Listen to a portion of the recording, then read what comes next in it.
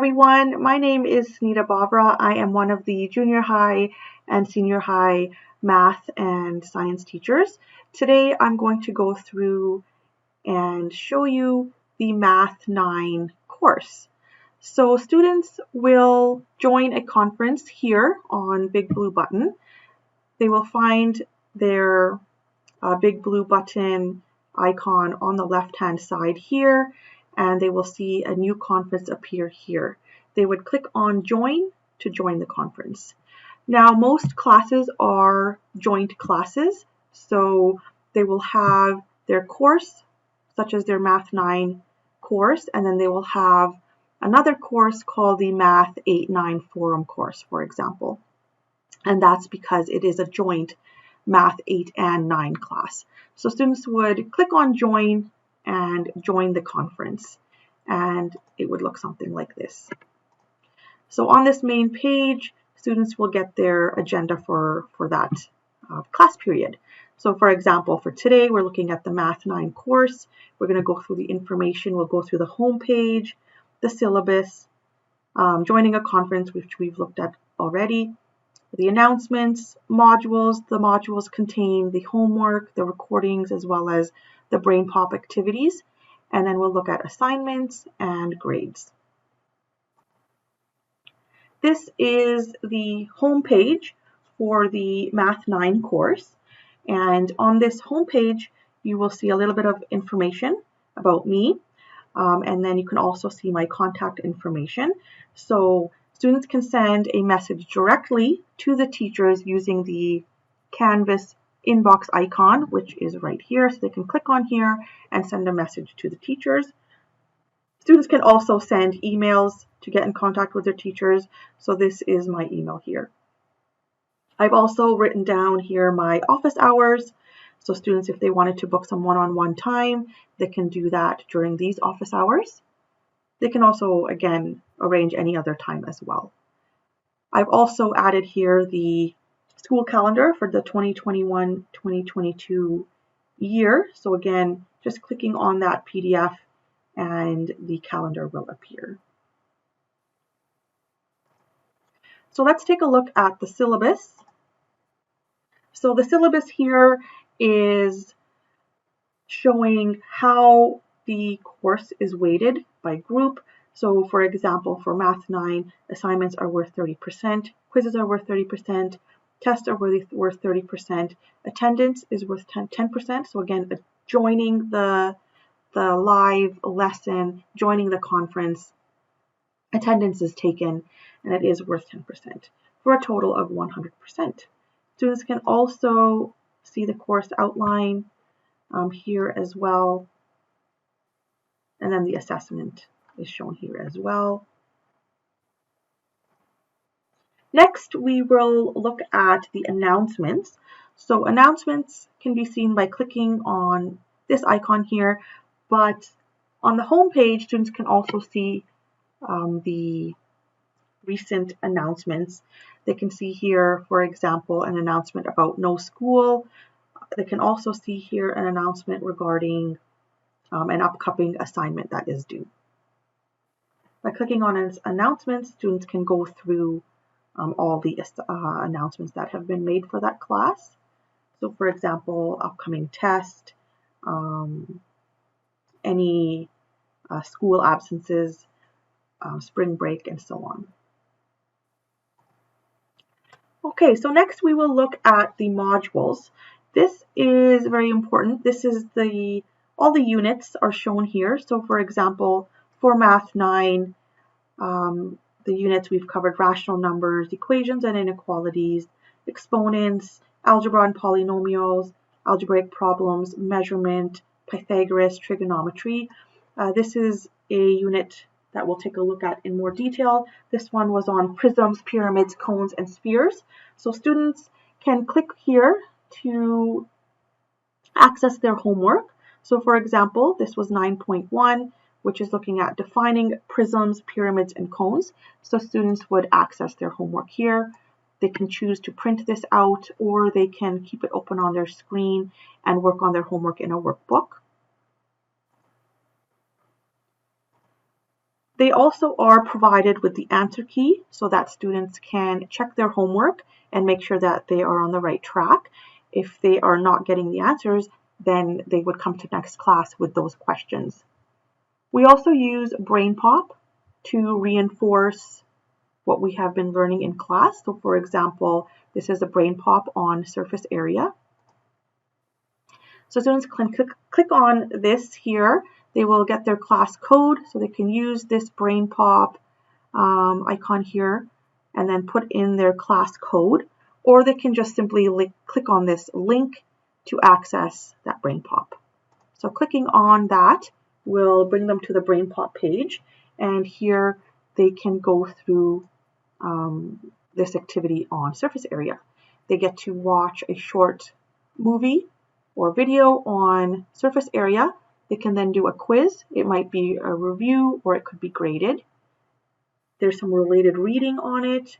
There's another worksheet where they have to calculate surface area of various figures. And then there's a vocabulary section.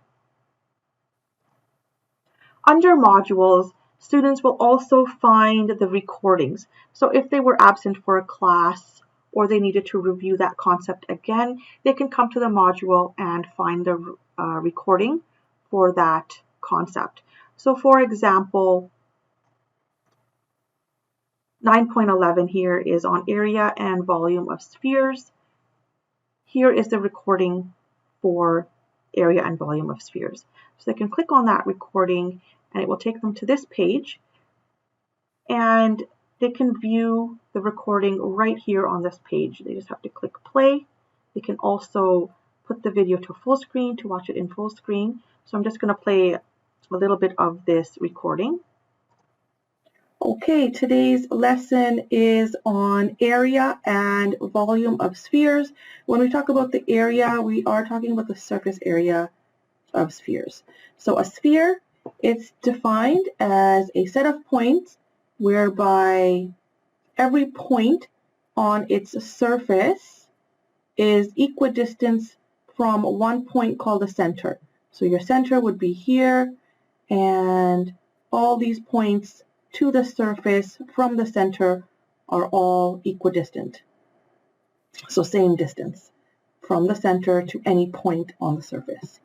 So when we're looking to solve the surface area, this is the formula here, 4 pi r squared.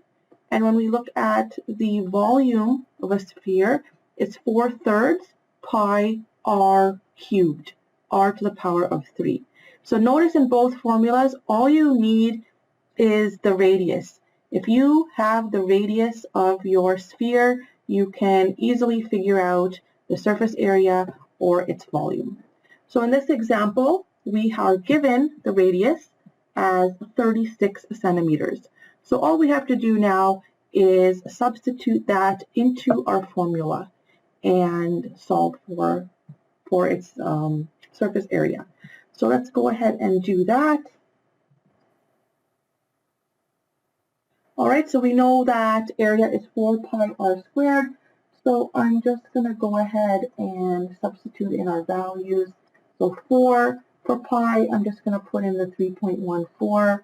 Like I've said before, if you have a pi button in your calculator, you can use that as well.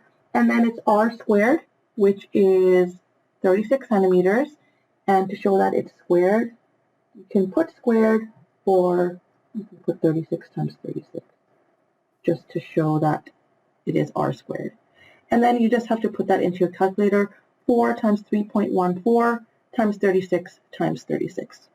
And that gives me 16,277.76 centimeters squared. All right, so that again is the surface area. Next, we are looking at the volume of this same sphere. So volume is 4 over 3 times 3.14 and r cubed. So radius cubed, which is 36 times 36 times 36. All right, so again, radius cubed, you're taking your base, multiplying it to itself 3 times it. All right, and we just have to put that into our calculator. 4 over 3 times 3.14 times 36 times 36 times 36, or you can use your button if you have the cubed button, or to the power of button, and we get 195,333.12. And since it is volume, it is centimeters cubed.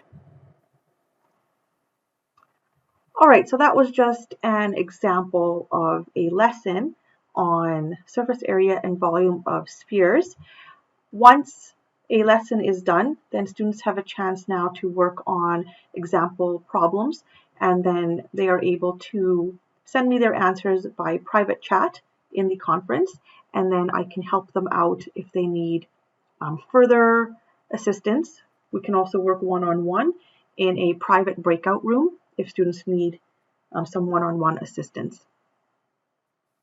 So that would be done here, where they can send me a private chat, or they can send a chat right in here in the conference.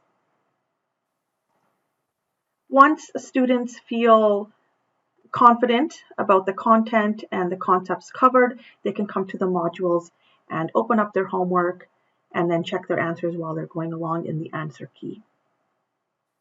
Next, we'll take a look at assignments.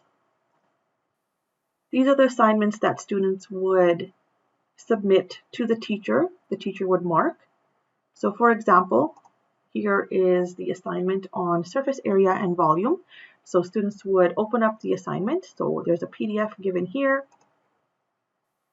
Again, students can decide if they want to print this out. They can print it out and show all their work here. And after that, they would scan it or take a picture of it and then upload it.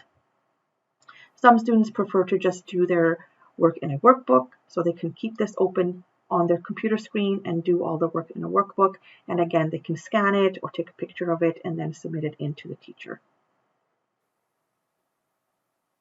All right, so this assignment, for example, is worth 28 marks. Each question here is worth 2 marks. So showing work is very important. This question here is on volume.